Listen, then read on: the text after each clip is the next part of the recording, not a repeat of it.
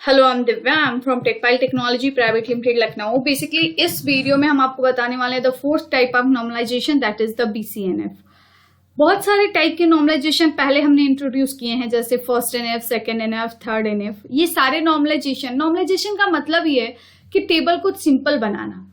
इसमें हर एक नॉर्मलाइजेशन एक टेबल की प्रॉब्लम को बताता है कि ये प्रॉब्लम आपके टेबल में आ सकती है, आ भी सकती है, नहीं भी आ सकती है, मे बी, और अगर आ गई तो आप उसको कैसे हटाएंगे। जैसे सेकेंड नॉर्मल फॉर्म कहता है कि पार्शियल डिपेंडेंसी की प्रॉब्लम अगर आ रही है आपके टेबल में, तो आपका टेबल जो है वो सेकेंड नॉर्मल फॉर्म में नहीं है, आप कैसे उसको बनाएंगे सेकेंड नॉर्मल फॉर्म में, ये बताता है। थर्ड नॉर्मल फॉर्म जो है वो कहता है कि अगर ट्रांजिटिव डिपेंडेंसी की प्रॉब्लम आपके टेबल में आ गई तो मतलब आपका टेबल जो है वो एक नॉर्मल टेबल नहीं है, एक सिंपल टेबल नहीं है, और कैसे आप ट्रांजिटिव डिपेंडेंसी को हटाएंगे वो भी रूल वो बताता है। ऐसे ही बीसीएनएफ है। इसमें आपको नॉर्मलाइजेशन समझने से पहले एक बहुत इंपॉर्टेंट कॉन्सेप्ट है कीज, ये आपको समझ लेना चाहिए। या फिर फंक्शनली डिपेंडेंसी, अगर बार बार ये टर्म आ रहा है तो इसको क्या कहते हैं, किसको हम फंक्शनल डिपेंडेंसी कह सकते हैं, ये चीजें आपको समझनी चाहिए। कीज पे मैंने एक लेक्चर पहले से बनाया हुआ है जो आपको यहीं पे मिल जाएगा इसके डिस्क्रिप्शन बॉक्स से, तो आप उसको पहले देख लें। या first NF, second NF, third NF अगर आपको प्रॉपर नहीं आता, क्योंकि एक सीरीज है, तो थर्ड एनएफ बीसीएनएफ भी आप नहीं समझ सकते। सो यहाँ पे एक टर्म मैं आपको बताना चाहूंगी, फंक्शनली डिपेंडेंट। एक टर्म बार बार यूज होता है, that is the functionally dependent, that is functionally dependent, FD हम इसको कहते हैं शॉर्ट फॉर्म में। ये होता क्या है, अगर हम किसी भी रिलेशन के लिए, रिलेशन का मतलब है टेबल, किसी भी टेबल के लिए हम कहते हैं कि टेबल का ए एट्रीब्यूट जो है उस पर डिपेंड कर रहा है बी, ऐसे इसको दिखाते हैं। इसको लिखने का मतलब क्या है, क्या हम इसी को ऐसे भी लिख सकते हैं?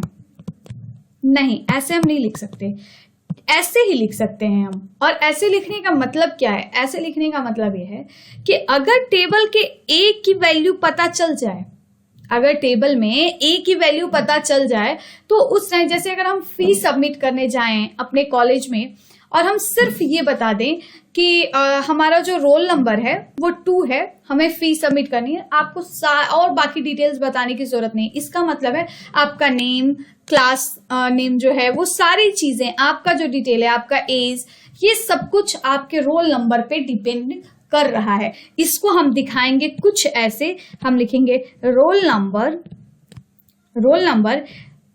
पे डिपेंड कर रहा है आपका नेम, आपका एज, या आपके और बाकी सारे डिटेल्स। अगर मैं बोलूं कि कोर्स, या आपका कोर्स भी डिपेंड कर रहा है, आपका कोर्स। लेकिन अगर कॉलेज के कोर्स की मैं बात करूं तो कॉलेज की भी एक कोर्स की आईडी होगी, इस कोर्स की आईडी पे डिपेंड करेगा वो कोर्स। तो इस तरीके से हम डिपेंडेंसीज को दिखाते हैं। इसका मतलब ये होता है कि अगर इधर वाली वैल्यू हमें पता चल जाए तो फिर हम इधर वाली वैल्यूज को सर्च कर सकते हैं। अब इधर कुछ भी हो सकता है, हम जरूरी नहीं है कि सिर्फ एक ही वैल्यू पे डिपेंडेंट हो। कभी कभी ये भी होता है कि अगर हम जाके ये बताएं कि मेरा नाम ये है और मेरा नाम एक्स है और मेरा ब्रांच आईटी है, तो उस टाइम पे हमारे सारी डिटेल्स पता चल जाएं। तो ये टेबल्स पे डिपेंड करता है कि किसको प्राइमरी की या कैंडिडेट की बताया गया है। उसमें एक भी वैल्यू, एक भी एट्रीब्यूट हो सकता है जो कि यूनिकली आइडेंटिफाई करता हो, या एक पूरा सेट भी हो सकता है जो यूनिकली आइडेंटिफाई करता हो। तो इसका मतलब सिर्फ इतना है कि जो इधर लेफ्ट हैंड साइड में वैल्यू लिखी जा रही है, इस वैल्यू पे इन सब की वैल्यू डिपेंड कर रही है।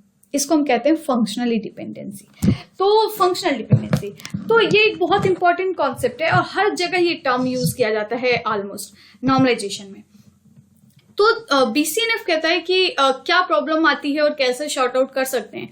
सबसे पहले तो कहता है कि टेबल थर्ड नॉर्मल फॉर्म में होना चाहिए, तब भी बीसीएनएफ में होगा। इसका मतलब है आप पार्शियल डिपेंडेंसी और ट्रांजिटिव डिपेंडेंसी को रिमूव कीजिए। कैसे रिमूव करेंगे, इसके वीडियोस पहले मैंने बना रखे हैं। नेक्स्ट कहता है कि ये थर्ड बीसीएनएफ जो है, ये थर्ड एनएफ का ही एक हायर वर्जन है और इसको इसको डेवलप किया था bias and Edgar F port ने।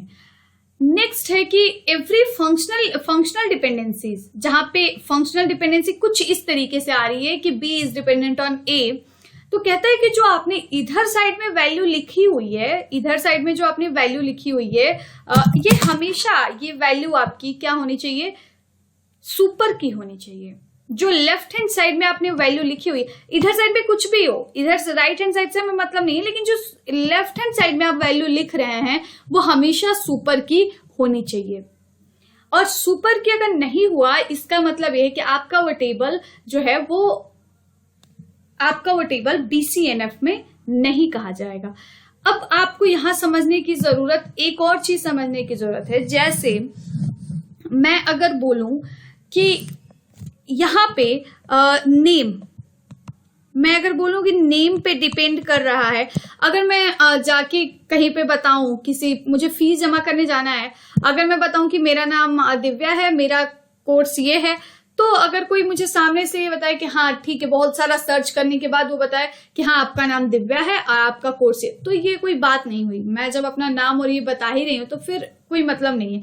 इसका मतलब एक छोटा शॉर्ट फॉर्म कोई हमारे पास होना चाहिए जो कि पूरे हमारे डिटेल को यूनिकली आइडेंटिफाई कर सके, हमें बहुत सारी चीजें बताने की जरूरत ना पड़े। तो उसके लिए हमारा जैसे रोल नंबर है, हम रोल नंबर बताएंगे, हमारे सारे डिटेल्स निकल के आ जाएंगे। ठीक है, जैसे मैं कोर्स अगर पता करने जाऊं, मैं बोल दूं कि हमारा कोर्स जो है वो CS है, ये हमारे कोर्स का कोड है, तो अपने आप पता चल जाएगा कि अच्छा कोर्स कंप्यूटर साइंस होगा। तो यहाँ पे CS उसका कोड है और कोर्स का जो नेम है it is dependent, functionally dependent on course ID। इस तरीके से डिपेंडेंसीज आती हैं। नेक्स्ट मैं आपको एक अगर एग्जांपल से बताऊं कि कैसे टेबल में हम समझ सकते हैं कि नहीं यहाँ पे वैल्यू डिपेंडेंट तो कर रही है लेकिन ये सुपर की नहीं है, इसको हटाना चाहिए, रिमूव करना चाहिए। जैसे इस टेबल को आप समझने की कोशिश कीजिए, हम कैसे इसको हटाएंगे ये तो बात की बात है, पहले हमें ये समझना चाहिए कि हम कैसे पहचानेंगे कि हाँ यहाँ पे सुपर की नहीं है और डिपेंडेंसी आ रही है।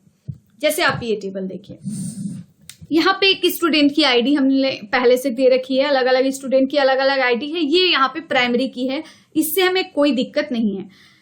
यहाँ पे सब्जेक्ट है, एक स्टूडेंट एक सब्जेक्ट पढ़ रहा है और ये जो सब्जेक्ट है ये किसी प्रोफेसर को असाइन किया गया है।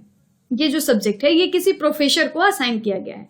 अब हर एक प्रोफेसर की, जैसे अगर मैं बोलूं कि ये जो हमारा पीरियड है ये प्रोफेसर आनंद का है, तो उस टाइम पे अपने आप हमें समझ में आ जाएगा कि अच्छा प्रोफेसर आनंद आ रहे हैं, मतलब वो जावा की क्लास लेने आ रहे हैं। तो यहाँ पे हम देख रहे हैं कि जो प्रोफेसर है, यहाँ पे जो प्रोफेसर है, अगर प्रोफेसर का सिर्फ नाम पता चल जाए हमें, तो हम देख रहे हैं कि हम पता लगा पा रहे हैं कि वो कौन सा सब्जेक्ट पढ़ाने आ रहे हैं। इसका मतलब है कि subject is functionally dependent on professor. अगर हमें प्रोफेसर पता चल जाए तो हम सब्जेक्ट पता कर पा रहे हैं, इसका मतलब है कि subject is functionally dependent on professor. But इस टेबल की अगर हम बात करें तो यहां पे हम देख रहे हैं कि ये एक डिपेंडेंसी आ तो रही है इसमें, ये इस टेबल के लिए ये एक फंक्शनल डिपेंडेंसी कही जाएगी। ये ऐसी कुछ फंक्शनल डिपेंडेंसी आ रही है। एक और फंक्शनल डिपेंडेंसी आ रही है जैसे कि कौन से स्टूडेंट को कौन सा सब्जेक्ट असाइन किया गया है, तो हम लिख सकते हैं यहाँ पे कि स्टूडेंट आईडी पे डिपेंड कर रहा है सब्जेक्ट, स्टूडेंट आईडी पे डिपेंड कर रहा है सब्जेक्ट कॉमा प्रोफेसर दोनों। चलो या सब्जेक्ट मान लेते, कौन सा स्टूडेंट कौन सा सब्जेक्ट पढ़ेगा ये स्टूडेंट आईडी से पता। तो भाई ये वाली जो इस टेबल में खुद हमने इस तरीके से दो फंक्शनल डिपेंडेंसी निकाली, तो ये वाली बिल्कुल सही है, क्योंकि आप देख सकते हैं कि जो इधर लेफ्ट हैंड साइड में वैल्यू लिखी गई है ये एक प्राइमरी की है, मतलब ये इस टेबल के सारे रोज को यूनिकली आइडेंटिफाई कर सकते हैं, मतलब इसको हम सुपर की भी कहेंगे। लेकिन अगर हम इस वाले फंक्शनल डिपेंडेंसी की बात करें तो यहाँ पे प्रोफेसर और सब्जेक्ट दो के बीच में आ रही है फंक्शनल डिपेंडेंसी। आप देखिए क्या प्रोफेसर वाला जो कॉलम है वो प्राइमरी की है या फिर सुपर की हो सकता है, या फिर जो सब्जेक्ट है क्या वो यहाँ पे जो सब्जेक्ट है वो यहाँ पे सुपर की है तो नहीं है, क्योंकि यहाँ इधर साइड में जो वैल्यू आ रही है इसे सुपर की बनाना है, तो प्रोफेसर सुपर की है ही नहीं भाई। प्रोफेसर तो आप देख सकते हैं कि कई बार आया आनंद आनंद, और यहाँ पे जो होगा ये प्रोफेसर यूनिकली आइडेंटिफाई भी नहीं कर सकता है सब्जेक्ट को। इस वजह से यहाँ पे इस तरीके से फंक्शनल डिपेंडेंसी नहीं बन पा रही है। इसलिए हमें क्या करना पड़ेगा कि इसको सब्जेक्ट और प्रोफेसर को हमें अलग हटाना पड़ेगा और एक दूसरे टेबल में, सिंपल छोटे टेबल में रखना पड़ेगा, और वहां पे हमें एक और कॉलम ऐड करना पड़ेगा, प्रोफेसर आईडी। बस हम उस प्रोफेसर आईडी से ये समझ पाएंगे कि अच्छा ये हमने बता दिया कि P1 है, इस स्टूडेंट को P1 प्रोफेसर असाइन किए गए, इसका मतलब है कि प्रोफेसर कांथी असाइन किए गए और वो SQL पढ़ाएंगे। तो इस तरीके से यहाँ पे यूनिकली ये रोज जो ये वैल्यूज होंगी ये यूनिकली आइडेंटिफाई भी हो जाएंगी। तो इस तरीके से इसको दो सिंपल टेबल में तोड़ दिया जाएगा। पहला तो ये होगा कि इस टेबल में एक और प्रोफेसर आईडी को ऐड करना पड़ेगा जो सुपर की होगी। आप देखिए प्रोफेसर आईडी ऐड किया गया, ये यहाँ पे यूनिकली आइडेंटिफाई करने के लिए यूज की जा रही है, और इसमें हमने रख दिया सब्जेक्ट और प्रोफेसर का नाम। अब जिस प्रोफेसर की आईडी P1 है उसका नाम है प्रोफेसर कांथी और वो SQL पढ़ाएंगे।